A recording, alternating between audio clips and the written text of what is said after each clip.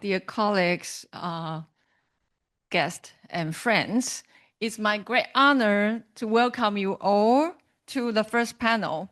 As chair, I'm delighted to introduce our first 4 speakers, each a remarkable authority in the field to you. Our first speaker is Dr. Jessica Harrison Ho. Jessica is the keeper of Asian and curator of the Sir Percival David Collection, the British Museum, and renowned for her expertise on Ming and Qing porcelain. She has curated major exhibitions and authored numerous publications, including recent work on Chinese art and cultural exchange in the 1800s. So, Jessica, would you like to say hello to? Let's welcome. And our second speaker is Professor Peter Lam. Peter is honorary fellow of the Art Museum of the CUHK, and he is recognized internationally for his scholarship on Chinese ceramics, particularly his innovative studies on blue and white porcelain kilns and their historical context. Let's welcome Peter. Thank you. And our third speaker, Dr. Maria Menshikov.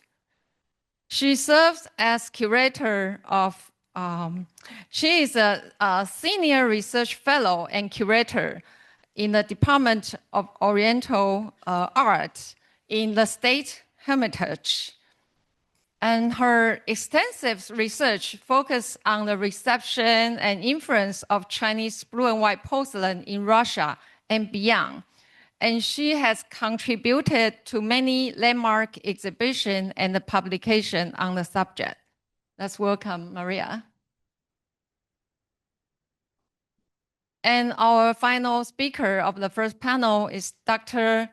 Wong Yanjun, director of Jingdezhen Imperial Kiln Institute. We have seen him many times today, and he has been done extensive and serious study on the Luoma Qiao kiln site in Jingdezhen, and he is going to share his study and the important archaeological material with us later. So now let's welcome Jessica for the first paper.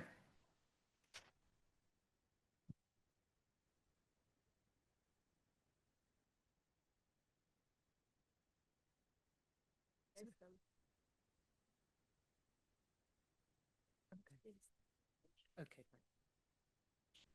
It's okay.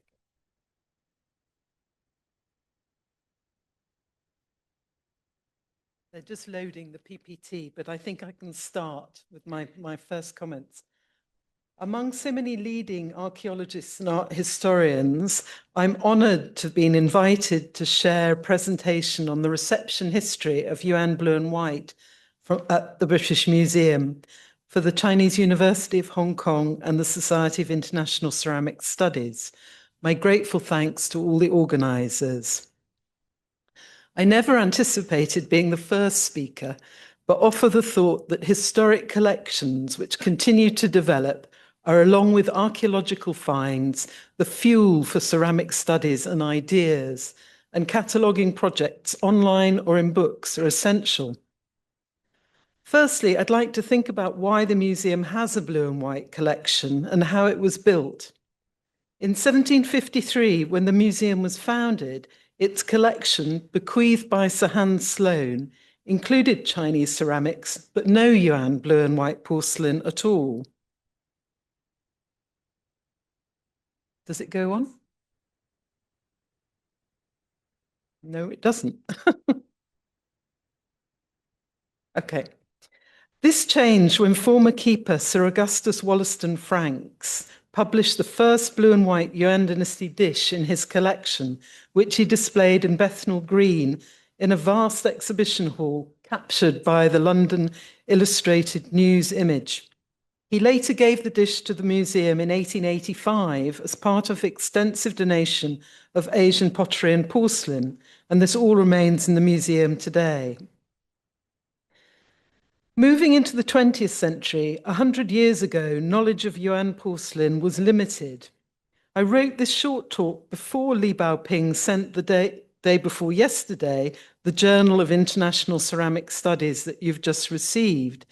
I'm on the editorial board, so I should have seen it earlier, but I have to say that Sarah Wong's wonderful essay on early 20th century collecting, where she goes into greater depth than I can here, is well worth a read.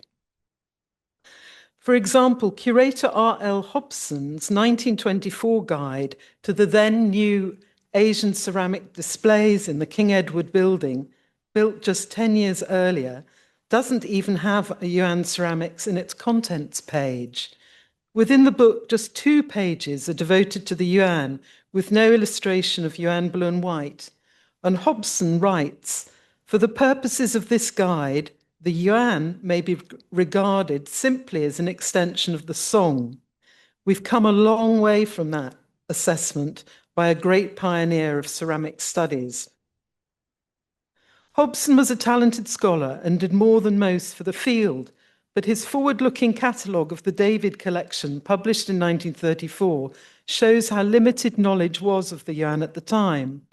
This beautiful jar was described by Hobson as 15th, not 14th century, and compared to similar pieces in the Topkapi Sarai, or as he put it, the old Seraglio. It's indeed similar, as we see from the Topkapi catalogue by John Ayres and Regina Kral. Having been collected from Constantinople, Istanbul, the David jar may have come from that royal collection, as pieces found their way out into the antiques market. Half a century later, with the benefit of modern archaeology at the kilns at Jingdezhen and at Tomb and other sites, Regina Kral noted the tomb finds of the loyal general Tang He, close ally of the Ming founder Zhu Yuanzhang. These were excavated in 1973 at Bengpu in Fengyang County, Anhui, at the height of the Cultural Revolution. We also have the Yuan pieces excavated from the Gaoan Hoard in 1980, going right back, complete with ungainly covers, helping us to reimagine how these jars originally appeared. And in the last 45 years, there has been, as we've seen this morning, extensive archaeology at Jingdezhen itself, as we'll hear more for in the following papers.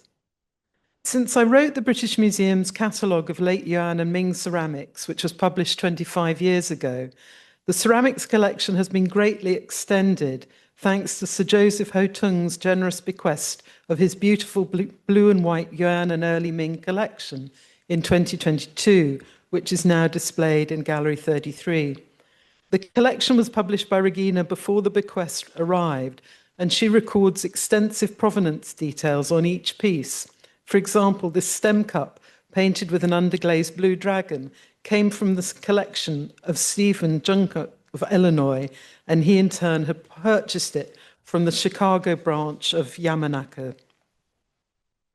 In March 2025, after many years of careful consideration, the trustees of the Sir Percival David collection made their outstanding gift to the museum of nearly 1,700 ceramics, which had been on display there since 2009 and since the 1950s publicly displayed in London.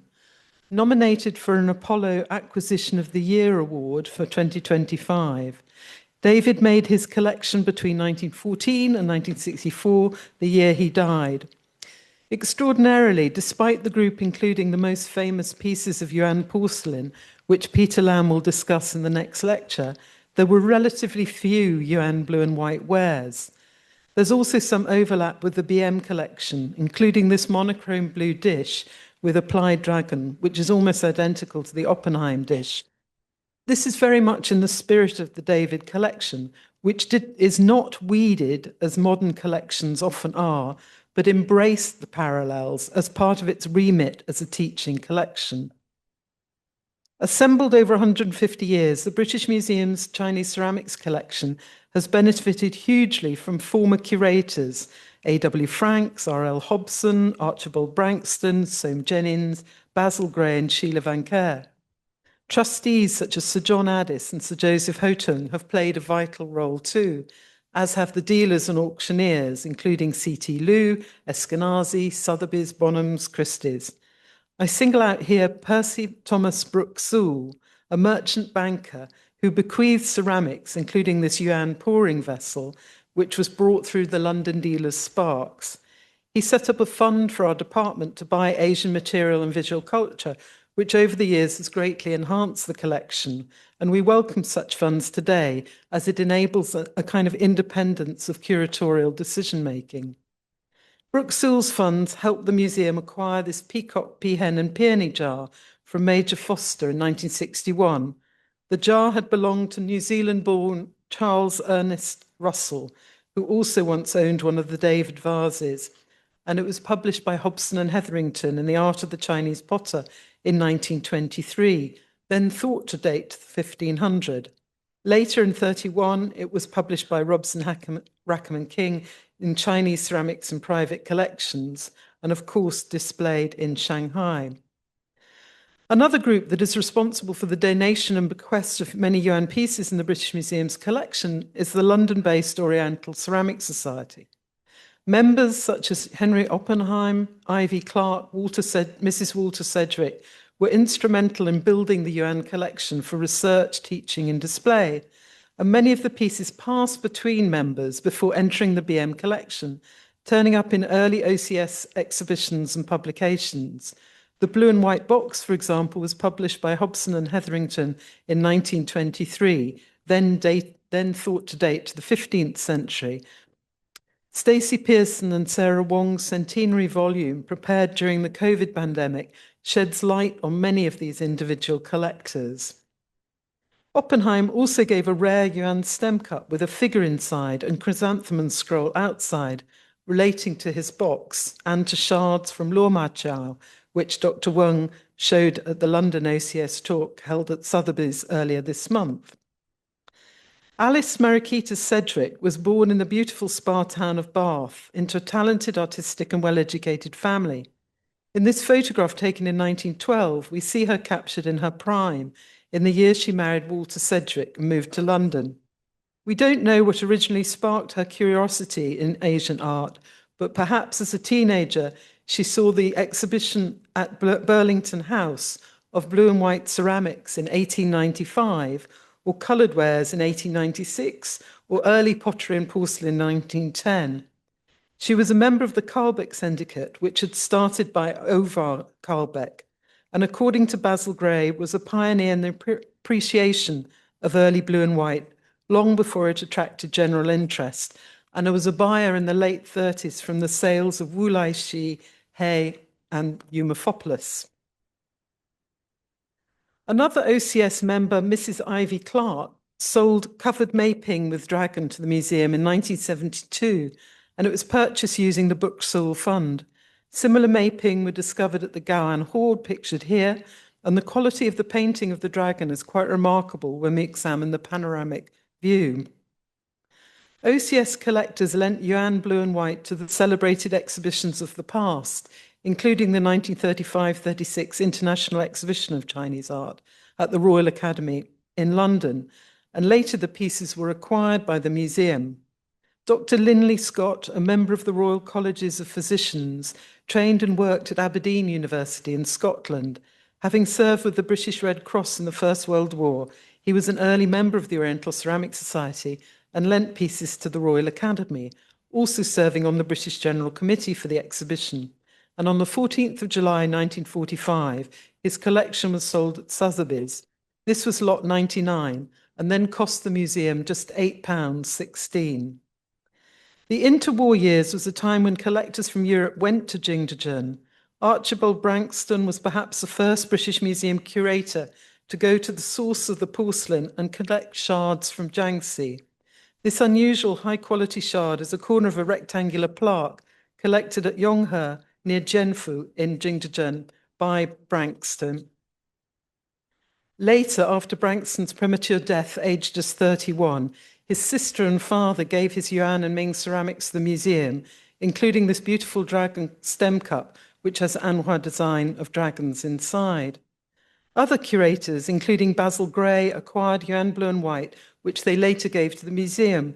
This bottle with a cut-down neck was purchased in Indonesia, perhaps from a shipwreck or burial context, as suggested by its very worn glaze. Trustees of the museum, including Sir John Addis, former ambassador to China, collected fine blue and white Yuan and Ming pieces, published and presented them to the museum. This bottle with the design of grapes and glazed base was also acquired in Indonesia in the mid-1960s. As John Addis writes, this type was made both for domestic use and overseas trade, and the stem cup with moulded decoration and a flaming pearl was part of the gift illustrated in his 1979 Chinese porcelain from the Addis collection. Addis dates several other pieces as Yuan that we now regard as Ming. The covered jar was bequeathed in 1984. As we've seen, the dating of Yuan blue and white has fluctuated, with Ming pieces being ascribed to the 15th and 16th centuries in the 20th century, but this curious bottle was once dated much earlier to the Song. It's covered with a chrysanthemum scroll and has glazed base and was given by the famous dealer C.T. Lu. Very interestingly, according to the Register of 1924, this was reputed to have come from a Song tomb at Guiqi in Jiangxi, and the Qingbai pillow was said to come from the same tomb. We have to be a little wary of C.T. Lu, but this material is worth further investigation, although there is no evidence for Song blue and white. Perhaps more dependable in terms of dating is the Suzhou bottle with cut-down neck, decorated with phoenix, and an inscription dating to 1314. The design relates closely to the blue and white bottle with phoenix, qilin, and mandarin ducks that was, according to Regina Kral, from a Turkish private collection in Cairo, pre-1947, part of the Sir Joseph Hotung bequest. As the audience will know, one of Sir Percival's great achievements was to reunite these so-called David vases from Elphinstone and Charles Russell. As Peter Lamb, whose illustrations, panoramic illustrations here are shown, they were first published in 1929 in Old Furniture and have been the benchmark for dating Yuan blue and white ever since. And Peter's lecture is to follow in more detail on the vases. Conveying the idea of sets of mass production is incredibly hard for museums, particularly for objects as rare as these beautiful Yuan blue and white flasks. The one bequeathed by Sir Joseph was once owned by Harry Garner, also celebrated for his lacquer and cloisonné collections. Others pictured here include examples from the Idemitsu, shown in the magnificent Shanghai Museum Splendors of Smalt, and further examples from the V&A and Topkapi. We do have a few instances where this presentation of multiples is possible, such as the jar on the left, which came from Turkey in 1960, and on the right from India via the William Cummins collection, collected in India between 1864 and 1883, and later purchased with Brookesall funds.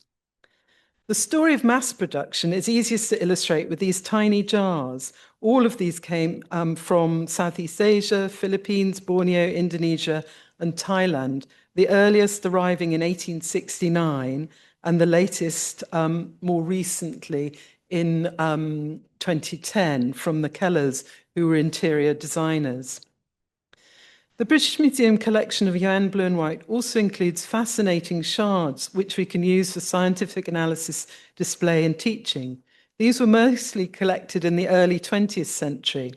This part of a blue and white bowl was collected from Fustat, Old Cairo in Egypt, and unusually has a note surviving written in 1921, recording where it was from.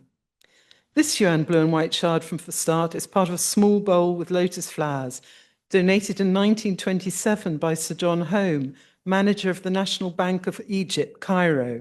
The bank's depicted here in this photograph from the V&A, and also from Fustat, Oscar Raphael presented Mamluk 15th century copies of blue and white bowls with lotus decoration. Institutions are also presented Yuan blue and white shards to the museum.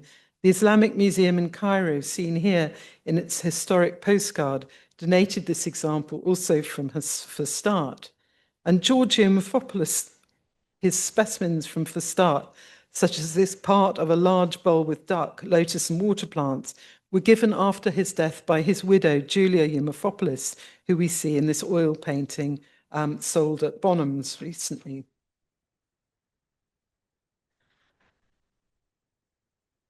Yuan blue and white shards from Fustat were also collected by Professor Charles Gabriel Seligman and donated by his widow, Brenda Seligman, seen here on horseback. And Otto Burchard collected these shards in an Nestorian city in Inner Mongolia, Bailingmiao, Olon Sume, published in the Geographical Journal in December 1934. Our final shard is from sub-Saharan Africa, Sudan, donated by George William Murray in 1926. At Jingdezhen, as we've seen, there are hundreds of such specimens, but in the early 20th century UK, these were and still are quite rare. Returning to the collection, this unusual shallow dish was given by Sir Percival David. It has flat, unglazed base and lobe trim with lotus seen inside from different angles, foreshadowing some of the Yongle designs of the early 15th century. And we've seen this foreshadowing very much in the exhibition that we viewed earlier this morning. The British Museum's collection of Yuan blue and white really is extraordinary. In addition to the Franks dish we saw earlier, we now have 3 further chargers. The first was presented by Robert Charles Bruce and is almost identical to one in the top carpy, and the other 2 were bequeathed by Sir Joseph Houtung. This example, published by Regina, is said to have been purchased in 1930 in Afghanistan, while the other charger was collected in Damascus in Syria. The generous bequests included 3 spectacular Yuan jars, the first with peonies, once owned by Charles Anderson Dunner, the American politician and journalist. The second, with lions chasing a brocade ball, had been in a French aristocratic family since 2006. And undoubtedly the highlight of her Houtung collection is this blue and white jar, which is now beautifully displayed in our historic China gallery, decorated with the 3 visits to the thatched hutch from the Romance of the Three Kingdoms. And according to Regina and family members, this was Sir Joseph's favourite piece. Figure scenes are extremely rare, and the design relating to contemporary 14th century woodblock print illustrated text. In conclusion, the British Museum has a remarkable Yuan blue and white collection, which has been built over 150 years and still attracts the most extraordinary gifts, such as the Sir Percival David gift and bequests, including Sir Joseph Houtung's. It provides representative examples from the most proletarian pot to the finest jars, and all objects are now available on our online collection worldwide for further study. Thank you for listening to this introduction, and now we open up the conference to the specialist papers. Thank you very much.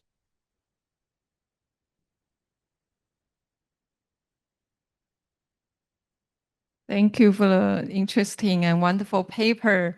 And it reminds me a lot of my PhD time in London, seeing one of the favorite jar by Joseph Houtung. And so now let's move on to the second paper.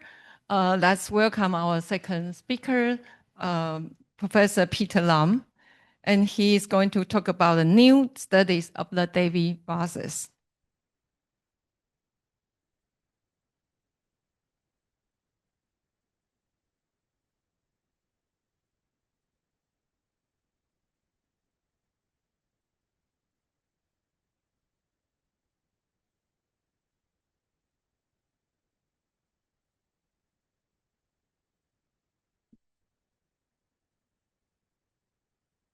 Good evening. Good afternoon, ladies and gentlemen. My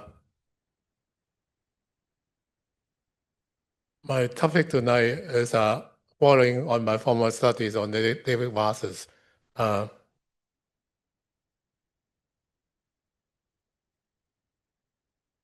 My first study was on the inscription the two vases on neck, there are inscriptions datable to 1351, 13 years of the Jingdezhen reign. And that's why in China, they call these 至圣瓶, Jingdezhen vases. My first study was done in 2009, and around the same time, almost a year ago, I exchanged my material with Mei Huang. Mei Huang is here, and Wang Jinghua. We have a wonderful result of e-research. We search through gazetteers and other things like that. We exchange our finds and even exchange our images. And finally, I published this in Orientation 2009. And their results were published in Wenwu in Beijing. I think about the same time, a few months later. And then people sometimes think that we are copying from each other. But no, we respect each other, and then my approach are totally different from theirs. And the two can be read closely. My second visit study is on the dragon band, the main band. This was again published in 2012 in Orientations. And then shortly, a Chinese translation appeared in Beijing Zaijiu in Beijing. The first study was also published in Beijing Zaijiu in Chinese. And my conclusion is that there are 5 styles of dragon in Yuan bronze way, A, B, C, D, E. And the David vase represents the most detailed type is the A type. Each scale is painted or with blue, very nicely done. Now, my third study on the David vase on the phoenixes, and it was published last year in May and June.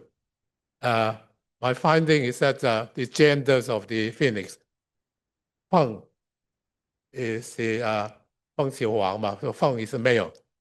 Huang is a female. Female have foliated tails, while the Feng has bifurcated tails or multiplicated tails. And then there's a Yuan. We don't know whether it's a male or female. 5 styles of phoenixes in Yuan bronze way. Now, today I'll talk about the censer. We have a pair of flower vases in the middle. There is an incense burner or censer. It's lost for a long time. I taught on some topic about 11 years ago in SOAS in London. And Orientations Arts of Asia are always teasing after me. Why don't you do a write-up for their publication? No, I never agree to them. I think there are some things I should figure out. And this is my style that I lecture or give seminars and on the same topic, and try to invite comments from the audience so that I can solve some issues, and then finally I may publish my paper on the David vases. This was 11 years ago. Some of the audience might have listened to my lecture 11 years ago, including Jessica, Rose, and a couple of others. So I invite your comments. In the inscription, it says, please offer an incense burner. And please note that the Lu, the character Lu, is in simplified script. So in the early part of the 20th century, people say that because the simplified character appears in the inscription, so it can't be true. But no, according to my study, this kind of simplified characters appear in the very early, in Song and Yuan period. They simplify the characters and then put it in the inscription. So the inscription says that it's an incense burner and a pair of vases, yifu. The fu is also simplified character. So we have the burner meeting. The two vases are there. And then in the 1940s, there was a British gentleman, Francis Mallet. He wrote an option who was working in the British Museum, saying that this piece might have been the missing sensor in the set. And if you look closely in the middle, that's inscription saying that it's a vase for Guanyin, for the Guanyin Changxin Dian. So it's not for the David Temple.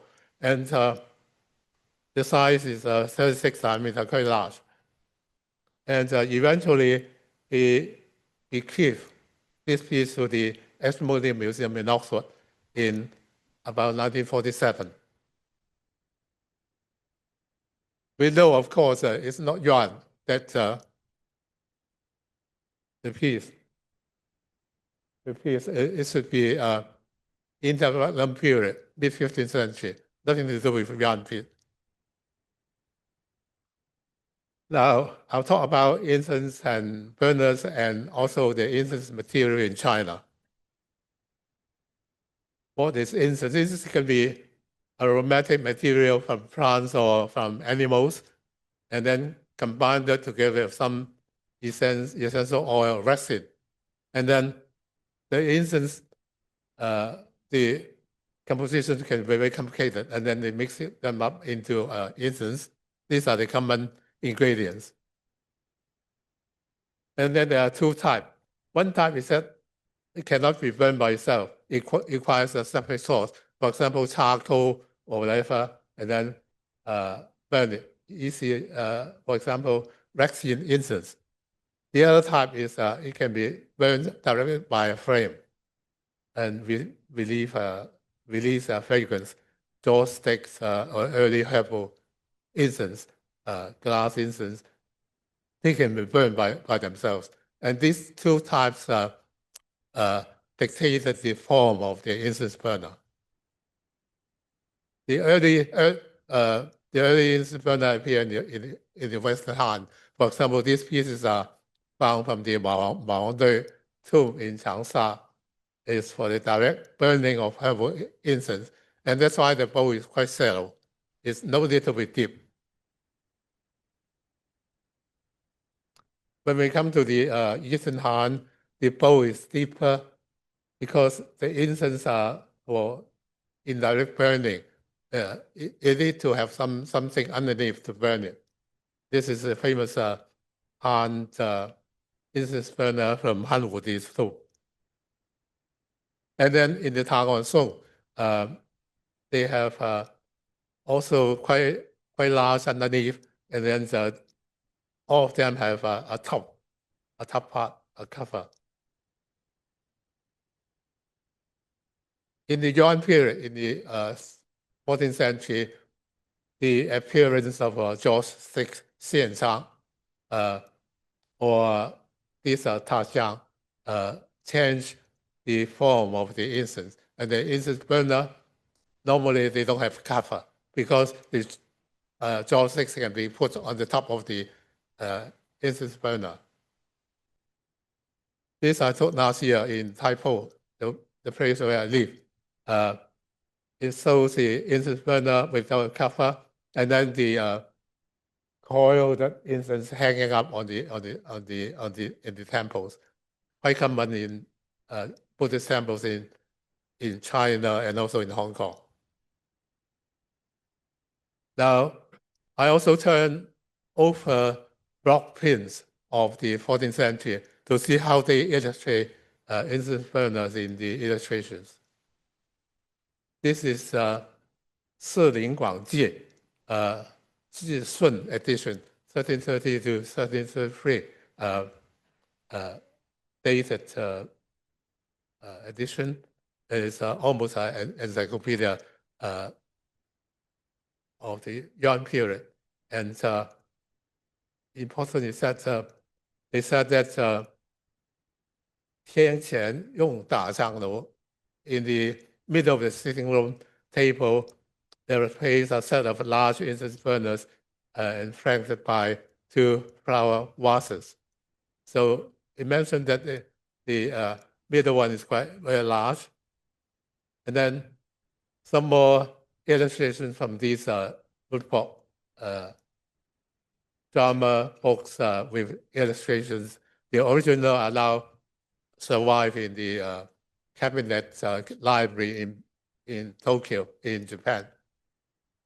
This is dated called 治世, the 治世 reign, 1321 to 1323. Xinggang, newly cut book. Set of 3, and then flower vases, in the middle is burner, and then by the side of the burner is a box for holding incense, 香盒. Also, this is the romance of the 3 kingdoms, 三国演义. On the altar, in the center is the incense burner, and the 2 sides, the flower pot, and a small box for incense. And then 5 pieces appear also, but flower vases, incense burner, and a cup stand with cup, a pair of them. So mix up a total of 5. And then when we come to later in 1740, in the Jingdezhen Diamond Sutra, they have this one, the 5 sets of altar pieces, a pair of flower vases, a pair of candlesticks, and an incense burner. This set the formula for later Ming and Qing's Wugong, 5 altar pieces in the Ming and Qing. Set of 5. And continue into the Ming. For example, in Changning, the tomb of the Yonglong Emperor died in 1424. They have stone carved 5 sacrificial pieces on the altar table. The middle is the incense burner. Now, come to the Yuan. The David vase is dated to the Yuan period. We have June wares discovered in Inner Mongolia, and then the plaque in the middle carries a Sacred Day inscription, dating the piece to 1309. This is on display in the Art Museum. I guess most of you may saw it already this morning. It's a Hangzhou Jizhao guri type, similar to the carved lacquer guri, and a massive incense burner from Jizhao. Very rare. We got it from Philippines. It was smashed into tiny parts, and then our conservator put it up like this, and quite imposing. In the David Foundation, you have a Longchuan census, the side carved with the trigram design. Similar incense burners are found in Hong Kong, in Kai Tak airport site. We discovered a pair of incense burners like this, but of course not in such a good condition. And from Fanchang, they have from the Yuan Hot, a pair of vases and an incense burner in blue glaze. Jingbai from Anhui, from Hefei. Incense burners with a stand, and then with the vertical fit. Now, Yuan bone vase.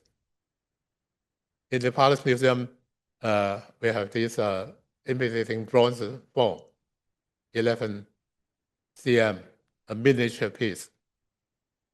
And then from Hong Kong Terminal Collection, they have 2 pieces. The left one is larger, 10 cm in height. And then these are archaeological finds from Jiangxi Pingshan or Wulan Changde. And then C.T. Lu has these 3 pieces. I don't know where they are now.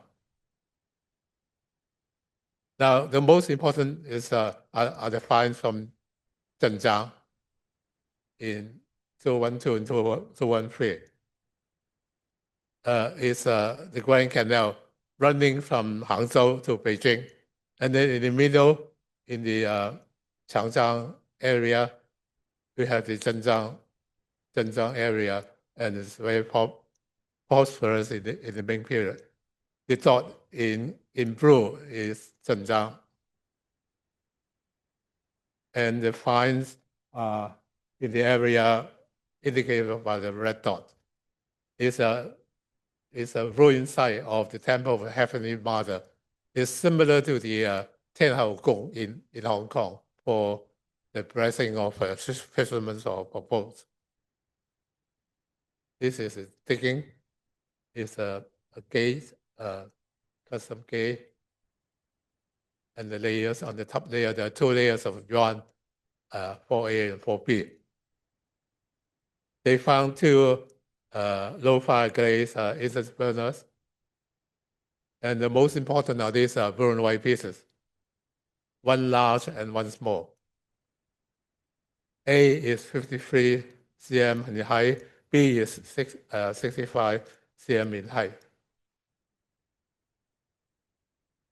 This is A, B, and then the details. There are holes on the 2 sides for insertion of the handle. And the inside hole, so the handle are put inside movable. And then there are some small holes on the side of the handle for the insertion of the monster face. The 3 feet are detachable, and they are animal type, with a monster face in the top part of the pit. These are the details. Now, using these, I try to restore the incense burner in the original set of the David vases. Let's see the design. The male fung appear in the David vases. The female one also there. And then peonies grow. The mushroom cloud. The panel with emblems. And the lines with bouquet ball. This doesn't appear on the David vase. And then the dragons are 2 types, A and B. The yellow one. The B is the white dragon inside detail on blue waves. And the A type is cursively painted scales, not as finely painted as the one on the David vase. Now, we try to reconstruct the incense burner of the David vase set. The 2 pieces you just seen. A and B, one is larger and the other is smaller. If we compare them side by side proportionally with the 2 vases, this is the smaller one. And this is the larger one. So the larger one, 1 million left. Okay, I know. So this is the, and then there's an elder brother for the David vase. In Poland County, they found this shot. The inscription from the shot, and then we compare them with the David vase. You can see that obviously they were done by the same hand, by the same guy, with a very bold script and calligraphy written by the same man. And I took a picture of this one in 2014, 10, 11 years ago. And then later, Mr. Bao donated this piece to the museum in Jingdezhen Ceramic Museum. The inscription similar to the David vase one, but a different temple.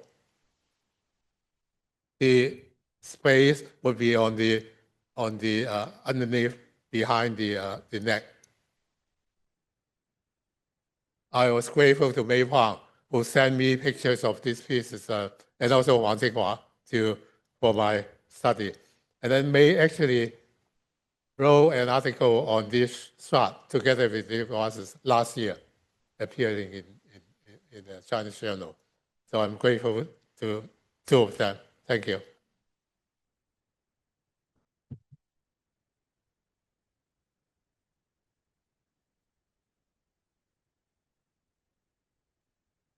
Okay, so now we turn to our third speaker, Dr. Maria Menshkov.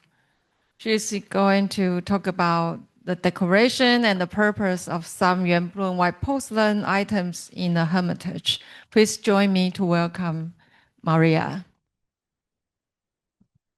So I can point. Dear colleagues, thank you for inviting me to this conference, prominent conference on the Yuan and blue and white porcelain. And I would like to share with you some of my observations on two items practically in our collection in the Hermitage Museum at the moment.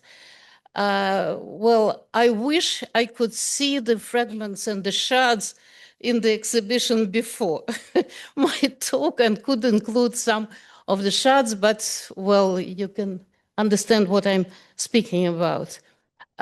So we have quite small collection of Yuan blue and white porcelain in the Hermitage, and mainly the pieces were acquired already at the beginning of the 20th century. They come from mainly from the collection of decorative arts from the Museum of Applied Art of Baron Stieglitz that was founded nearly at the same time as South Kensington Museum in London. And the pieces were acquired mainly in Europe. But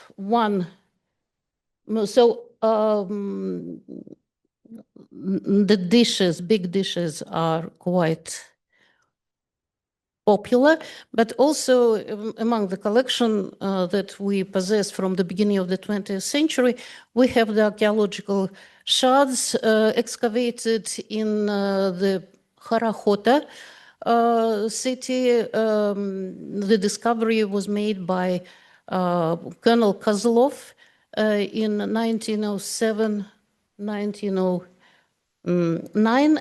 And what is interesting, I would like to point, we have only the shards from this collection. Oh, but I want to point to this shard because the pieces were really appreciated in the place, and you can see that they were drilled to make the decoration, the pendant, or to repair the broken pieces.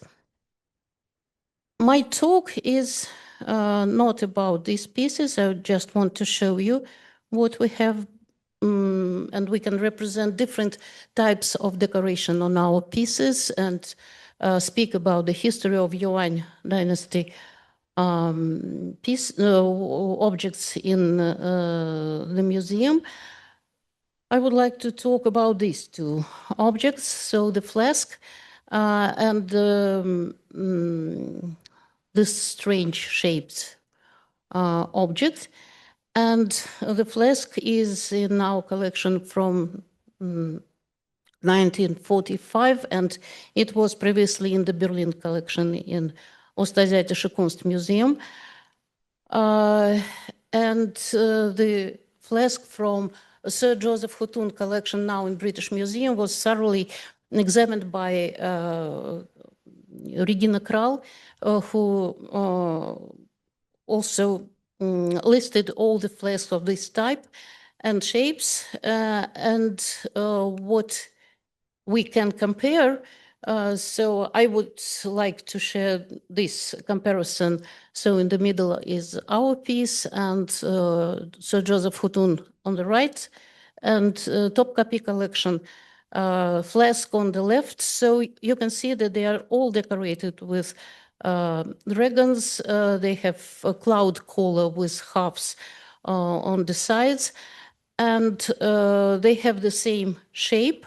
So how they were constructed, this is a question also to you, and mainly maybe to the discoveries in Lomatao kilns. So you see that it was not thrown on the wheel, but was modeled from the slabs, rectangular slabs, and then shaped, arched at the shoulders, cut maybe at the shoulders. But to me, what was interesting that the sides were modeled at the straight angle, like the box, shoe box. And then different pieces were connected. The slabs are flat mainly and rather heavy. And you can see how the base is modeled also on the thin foot. The shoulders are shaped like chi dragons, and they are making the loops. So we can suggest that, and this is supported by inscription on one of the flasks, but in turquoise glaze from Cizhou, that it was used for wine in the restaurant or something like that. So the flasks were used for keeping liquids or wines or whatever, yes.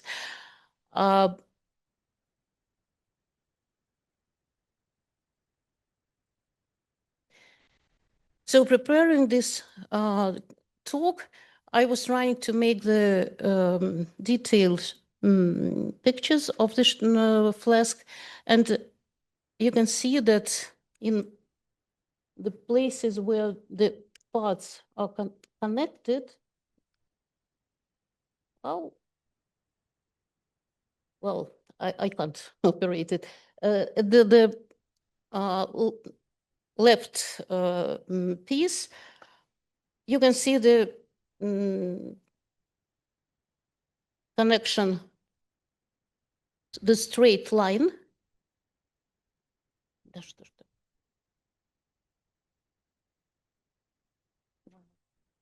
Yes, but oh, okay. So you can see the seam here at the bottom, and also the seams at the shoulders and at the necks, near the neck. So I thought that this flask was connected in different way, but also you can, if you look attentively, you can see the similar line at the bottom.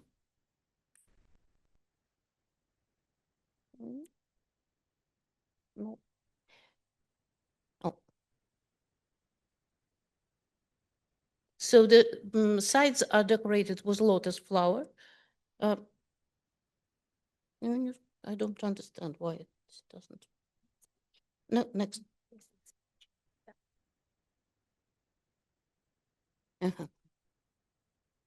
When making the pictures in different light, I noticed a very strange detail that the glaze on the neck is different from the glaze on the rest of the flask. And you can see it has the cracks. And also the leaves are decorated, if not to say with different cobalt.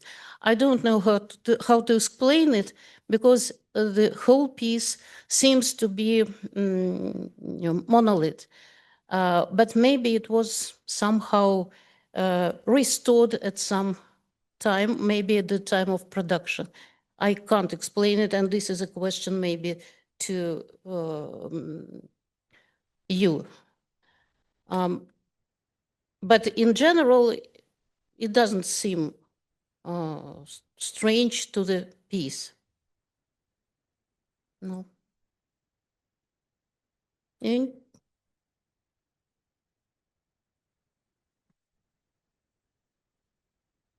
so now you can see the loops with dragons. I don't know why it doesn't work. Next page. sorry. I wanted to show some of the decoration on the textiles, because definitely these textiles were produced much earlier than the blue and white porcelain, and they were excavated in the tombs that can be dated. For example, the left textile silk with clouds and dragons, and the clouds are similar to the clouds on many other Yuan pieces.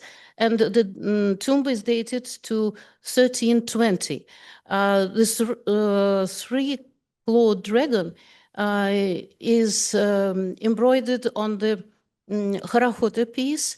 And again, the image of this creature is very similar. So to my mind, the textiles were used to produce что ж такое, теперь наоборот скачет.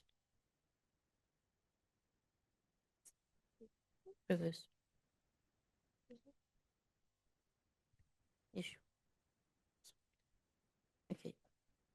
And I would like to speak about one of the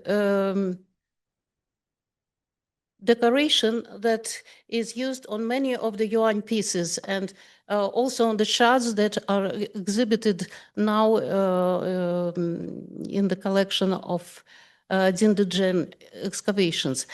Even Regina, when writing about the flowers and scrolls on the flask, said that one of the scrolls can't be identified. To my mind, this is the jasmine scroll and flower, the climbing kind of jasmine, maybe the same that is used now in the tea fragrance, Molihua. And these flowers, they can have 5 and 6 petals, but I think the picture of the flower itself tells us that it's very naturalistic depiction of this flower.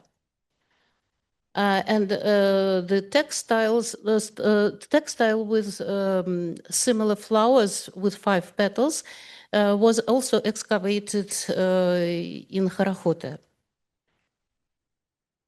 So the second piece is really strange, and I didn't want to present it, but so that Dr. Yan Tsun asked me, what do you think of the purpose of this piece? So I will share with you my opinion. One thing is that this piece comes from the old collection, and it was registered as beehive shape.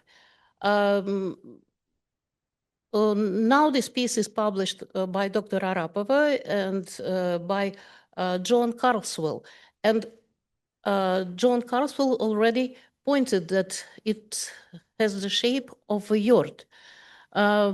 He wrote about Mongolian yurt. I don't think it's Mongolian yurt because you can see the shapes are a little bit different. And this yurt has what we call Turk shape. So it's domed and not so pointed up. Also, this piece is thrown on the wheel, but has the base. You can see the flat base with rather thick foot. And,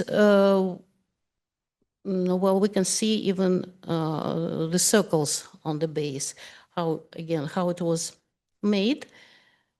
In general, this piece is very well done and well painted.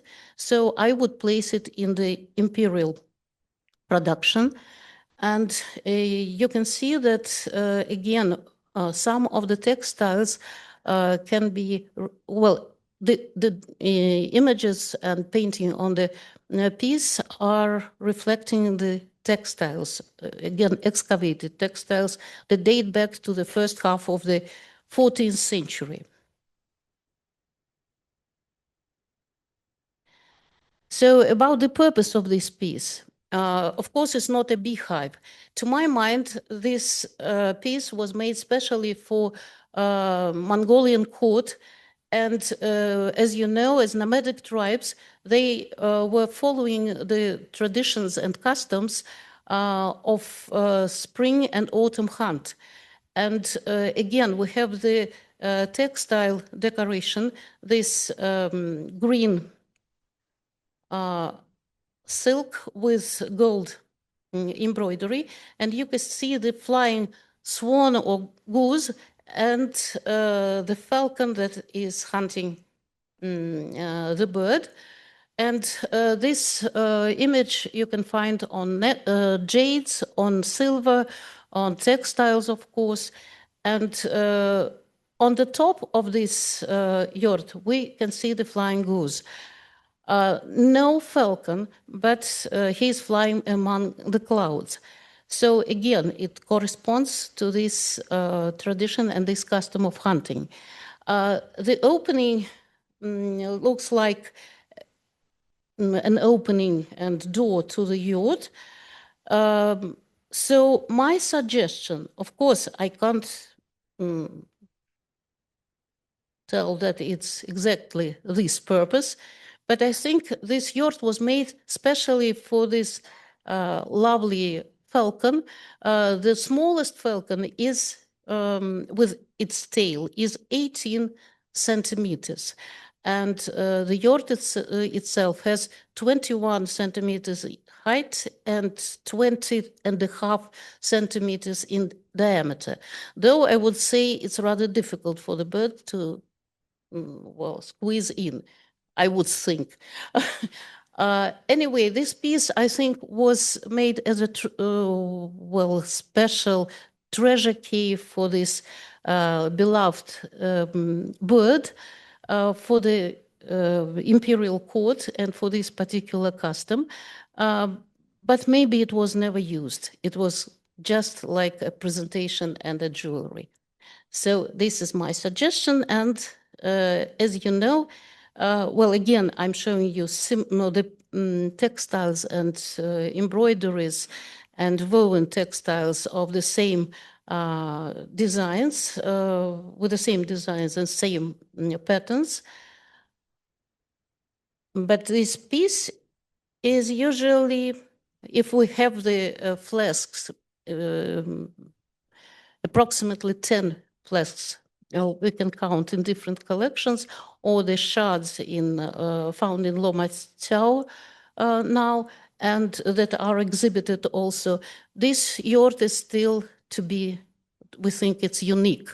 And this is the question, if you found a piece that can be the shard from this yurt-shaped object.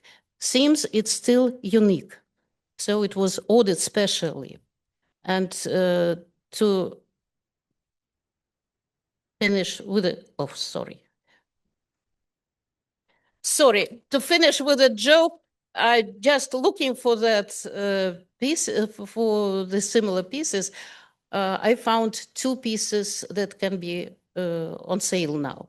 So you see, they are going to represent them in the market. But still, it's unique. Thank you. Thank you very much. Okay, now we welcome our last speaker of this panel, Dr. Yuan Jin, Director of Jingdezhen Imperial Kiln Institute. And he's going to share with the topic today a summary of Yuan artifacts excavated from Loma Chao kiln site in Jingdezhen.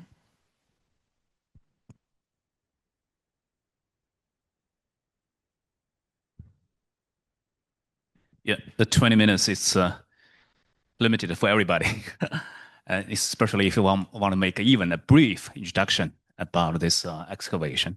So I'll make it fast because I did a presentation at OCS in London, so you can check it online. And so for those covered there, I'll just skip it.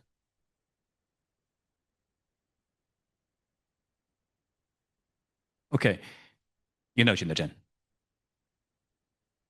the rivers, and this is the Imperial kiln site, the Hutian Kiln site and our Romaqiao Kiln site, the town area.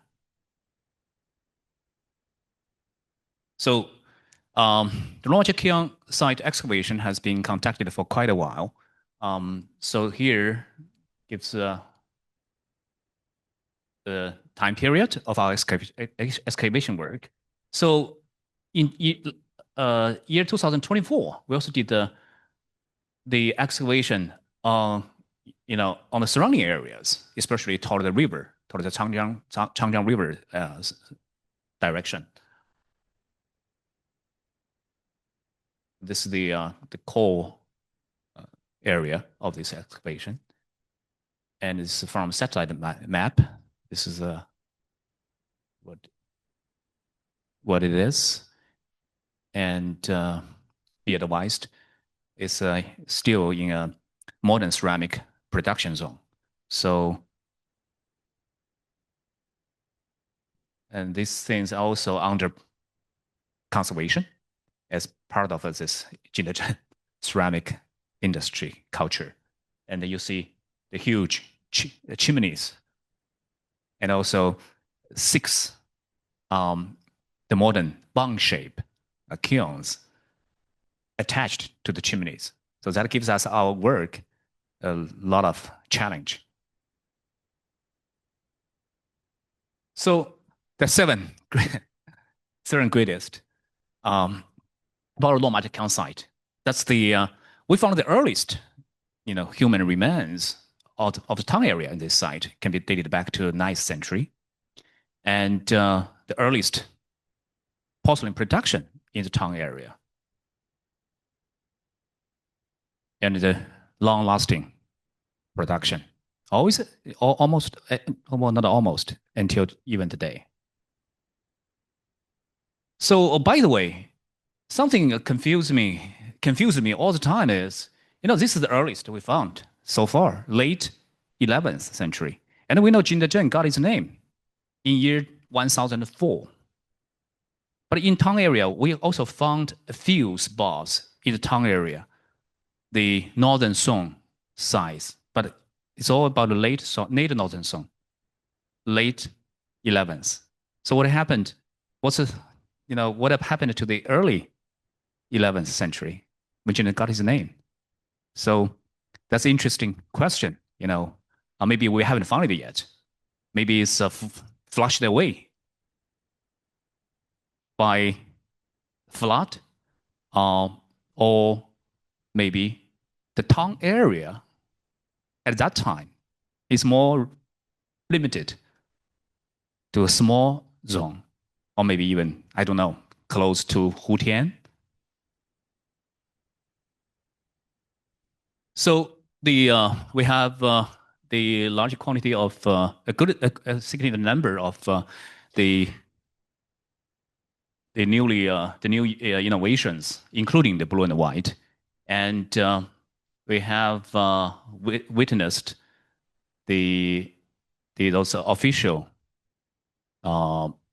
order products from the Yuan dynasty courtier, the royal court, and some ministries.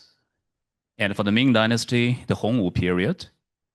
And we found, not surprisingly, the Jiajing period, those half-finished, supposed to be yellow glazed. But surprisingly, we also found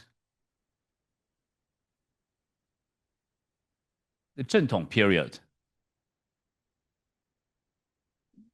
the Imperial quality product, a pillow. The same pillow we found in year 2014 at the Imperial Kiln site. And there's a lot of exports. Fustadt, we also, the Qingbai wares can match those found at Fustadt in the Northern Song dynasty, and all the way to the Qing dynasty. But we have the customized crack porcelains and also the Bencherong for Thailand. And something people don't usually do research about is the production they shaped the city and also reshaped the city, along so many years, throughout so many years. So today, I'll just, time is limited, and I will, be more focused on these three parts: about the blue and white, what's it for, and what we found on the archaeological side. We also have a different. We can also divide it into different zones.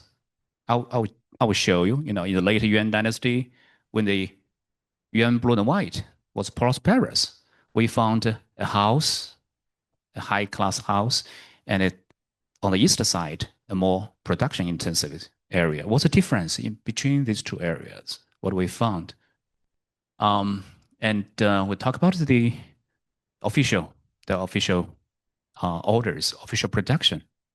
What Loma Chao side can tell us, and as I said, the shape and the reshape of the tongue. So just real quickly, the Qingbai ware accounts for the large percentage of the Loma Chao production, all the way from Northern Song to the Yuan dynasty.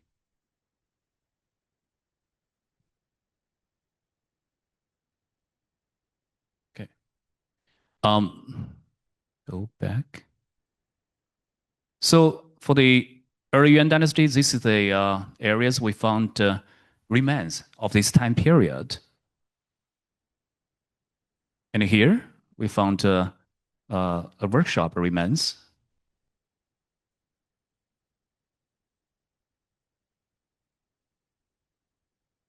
And mid-Yuan, no new addition in terms of space, in terms of this area.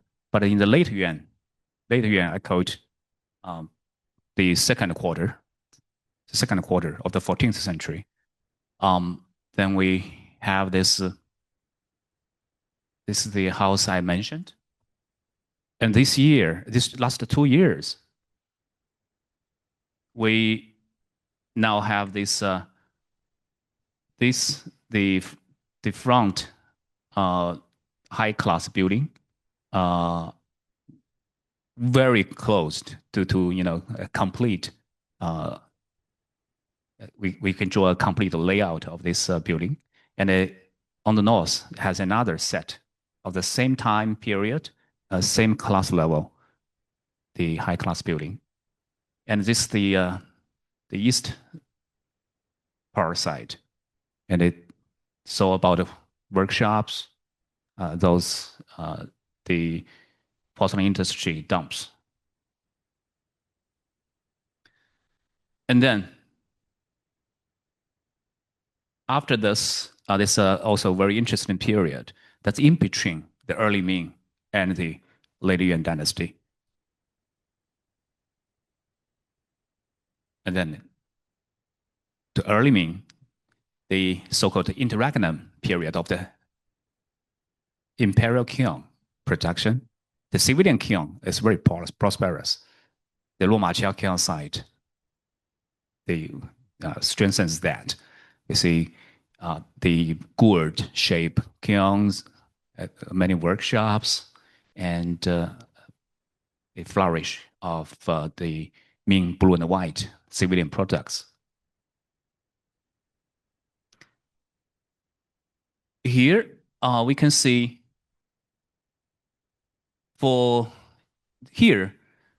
shows you for the different periods of the Yuan time, what the product structures are. Here, that's the Qingbai ware. But also, an even larger percentage of products is the so-called grayish celadon, grayish Qingbai. Actually, it's just a low-quality product. And we have a very small amount of Ranbai wares found in this period of time. On the top of the pillar, as you can tell. But in the mid-Yuan, the early Yuan, the last quarter of the 13th century. The mid-Yuan, the first quarter, we have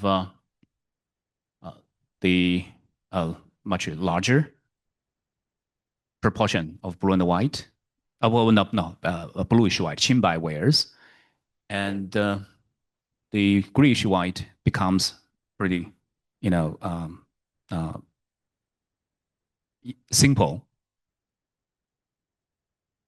And we now have some significant amount and quality Yuanbai wares, and including some other types of wares, the underglaze copper red and overglaze red and green. And this underglaze copper red, the shape of the cup matches exactly that of the Xing'an shipwreck found in the Korean Sea area.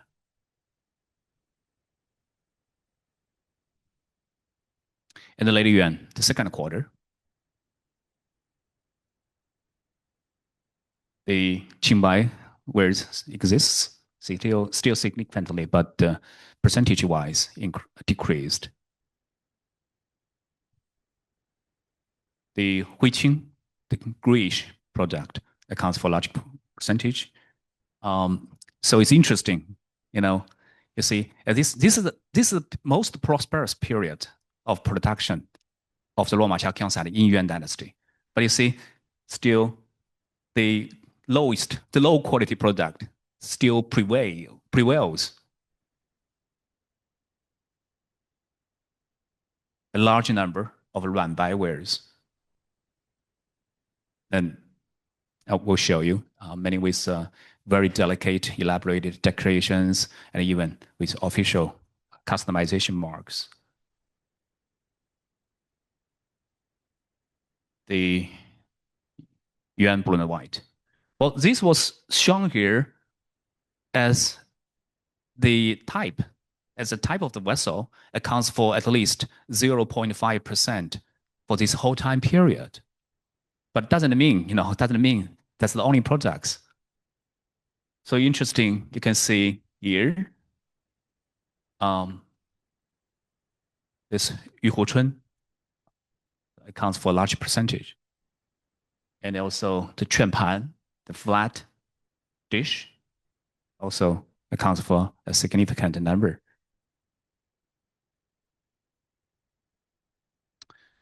So the house of the late Yuan period. So here's you can see not just the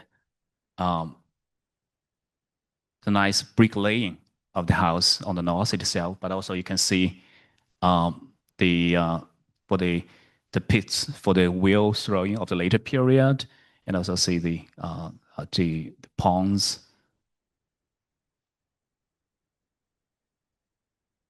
And this is the southern part, the more complete part.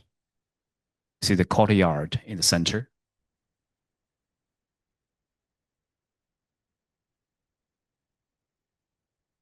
And the outer wall of the sewer, you see the construction is interesting. It's an hourglass shape. So that's usually indicates sacrificial purpose of the building.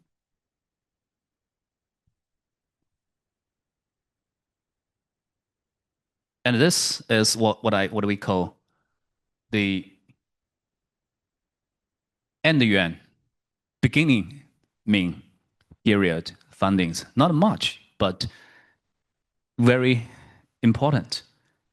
This ditch, at the beginning we thought this ditch might be the sewer of the courtyard of the earlier period courtyard.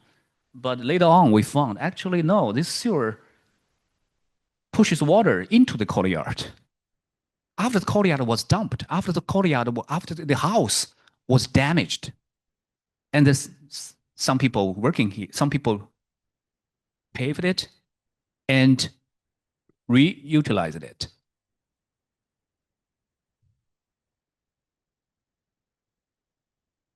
These are the remains we found of this time on the house remains. So this kitchen stand, and we have the wheel throwing pit, and that dish on the southern part. But the products didn't make a difference. Those shards we found into the ditch and around this the wheel throwing device and the kitchen stand, they are still the same as what we found of the later Yuan dynasty period. And this is the paved layer in between these two periods.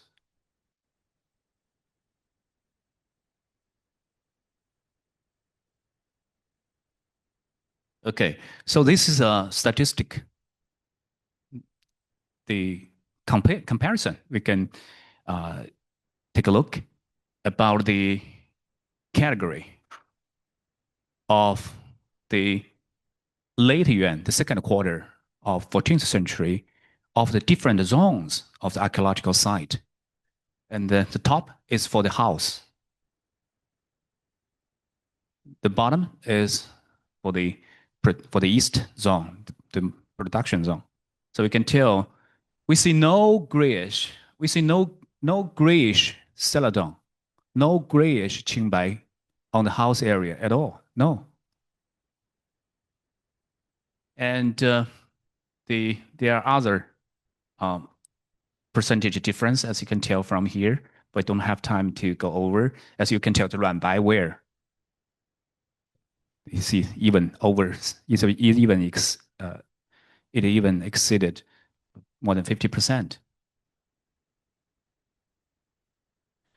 And we know back to 1980, the Loma Chao found some shards due to a salvage excavation like this one with a Paxiba character Zhu. And we found Zhu as well on the bottom of the bowl. So I don't know. Is that some gentleman named Zhu uses his house, administers this house at that time? I don't know. It's just some clue. And we found quite a plenty types of vessels on this site. 20, if we use big category to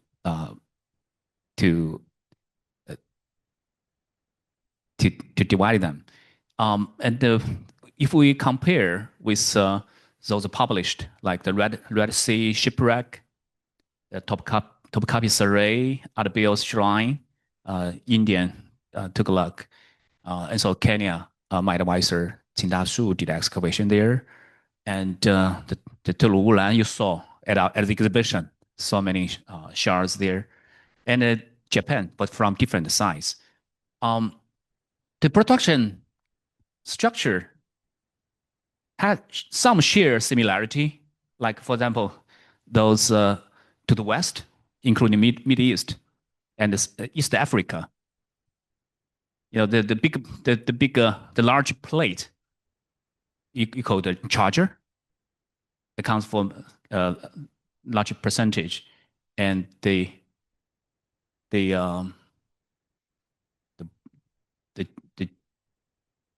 some with the jar, the bottle. The bottle is also a significant category.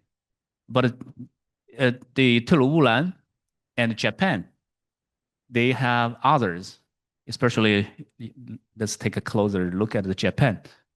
Others, they have the flat dish, the chuanpan. They have the vessel stand, ewer, box, incense burner, and those items we don't see at the, how many do you have? Down? Oh, sorry. Okay.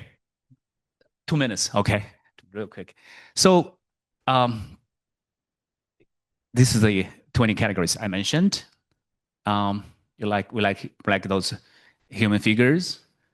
This one, it just occurs to my mind, you know, the Guan Yu. We can find this matching teacher. This one you saw at the exhibit. I don't want to spend time here.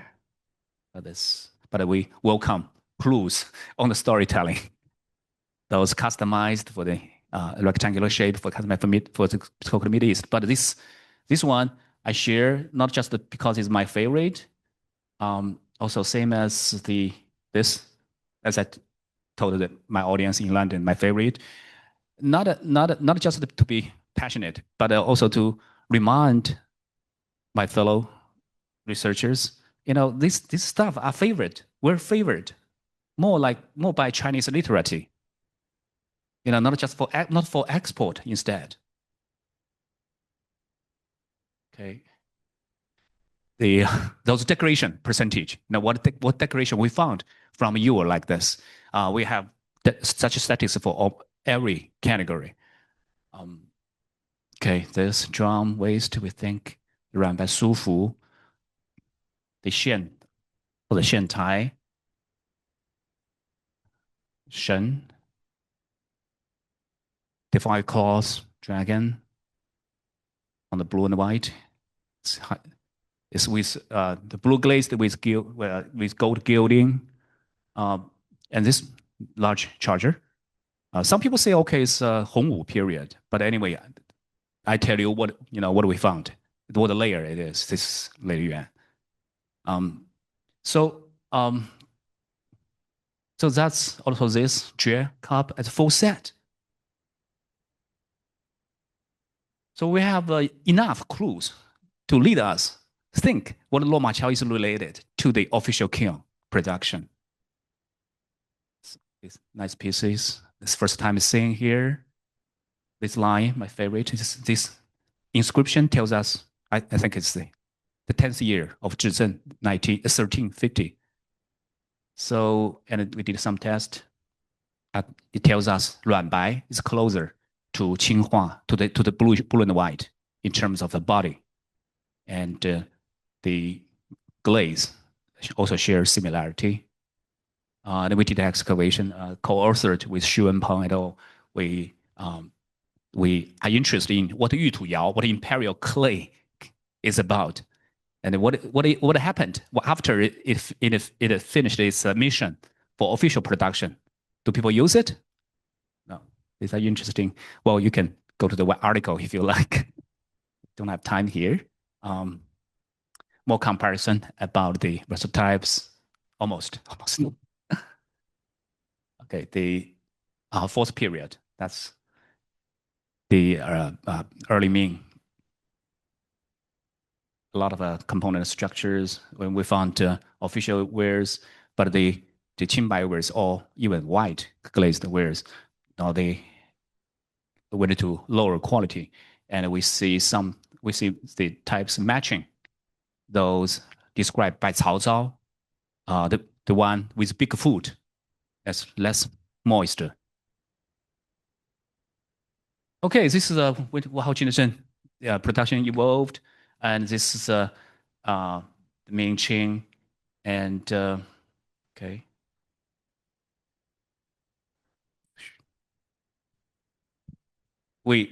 The excavation work we did surround this area, so we do not just look at this small area. We want to see what happened with this surrounding area, the transportation, the other porcelain industry, including decoration, and even further, it's raw material, it's firing material.